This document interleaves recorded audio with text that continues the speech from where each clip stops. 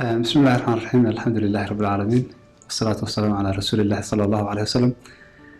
dhammaan waan salaamayaa dhageystayaasha. Waxaan barnaamijkan aan ugu talagalnay daahfurka golaha dhambaal oo ah gole aqoon-yahanadu ay ku kulmaan isla markaana ay isku dhaafsadaan aaraada ay ka soo dhambasheen ama ka soo qaateen aqoon-yahanada kale ama kutubta ama buugaagta ay akhristeen ama khibradaha ay leeyihiin. kaas oo aan doonaynaa insha Allah in laga gaaro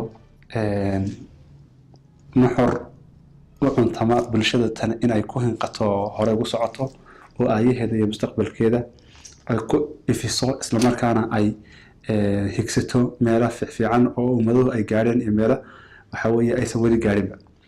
dhambaal sida meesha ka muuqata waa fariintaasi dabcan waxay noqonaysaa fariin aan doonayno inaan bulshada la wadaagno. hadda goorna waxaa jirta in aqoon-yahanadu mararka qaarkood ay dhacdo inay aqoon ay leeyihiin, aqoontaasna ay kasoo kasbadeen ama ka keeneen buugaagtii iyo khibradii iyo cilmiga ay lahaayeen, laakiin gudbintii ay gudbin lahaayeen ama cilmigaas inay ka dhigaan cilmi fudud oo ay dadku waxa weeye fahmi karaan, qofka suuqa maraya, qofka waxa weeye heerarka kala duwan ee bulshadu ay fahmi karaan ayaa la doonaya. marka simplification in wixii la fududeeyo waa laga maarmaan. marka waxaan isku dayi doonaa haddii alla idmo in afkaarta aanu waxa weeye insha Allah aqoon-yahanadu ay leeyihiin inaan madal u samayno, madashaasi ay noqoto madal ay isku dhaafsadaan isla markaana ay aqoontaasi iyo aaradaasi isbacrimiso isla markaana ay ka dhashaan kuwa kale oo waxa weeye dan u ah bulshada.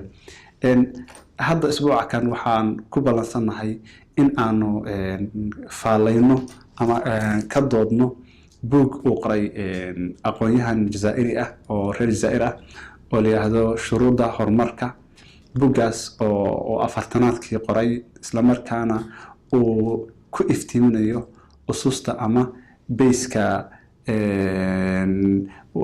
ummaduhu ama xadaaraduhu ay ku qumaan iyo waxyaalaha keeneen xadaaraduhu ay dumaan, iyo isla markaana sida bulsho maalmaha ka mid ah ama waqtiyada ka mid ah ay u gasho taariikhda xadaaradda u gasho, mid kalena ay uga baxdo.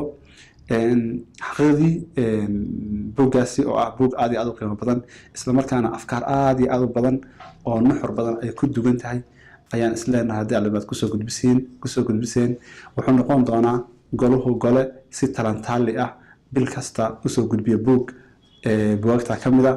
isla markaana waxaan rajaynaynaa in aad nagala socotaan page-kayga dhambaal oo aan kusoo gudbin doono aaraada iyadoo af Soomaali ah, iyadoo af Carabi ah, iyadoo Ingiriisi ah, iyo fiidiyoyada iyo wixii warar ah ee ku soo golahaas cidna laga xigo dhammaan aqoon-yahanada magaalada ayaa iska leh.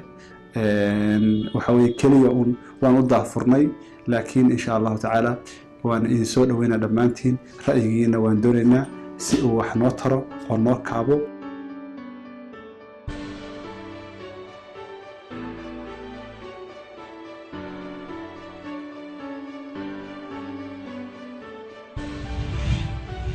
Minima TV.